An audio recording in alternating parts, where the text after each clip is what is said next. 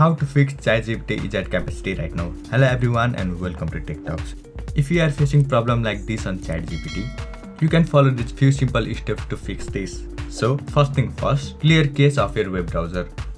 To do this, go back and open your settings and then go to your applications and then find Google Chrome or any web browser that you are using and then clear cache of the web browser.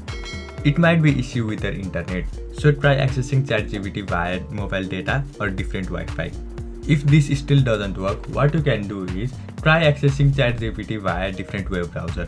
Try using ChatGPT via different web browser like Safari, Microsoft Edge or even Brave browser. If this still doesn't work, try to access it via different devices. You can use your laptop or even different mobile devices. After doing all this, if you still encounter the same problem, please wait. It might be issue with the server, so let ChatGPT fix it. This is all you can do to fix ChatGPT not working. I hope you found this video helpful. Thank you for watching. Follow us for more helpful tutorials.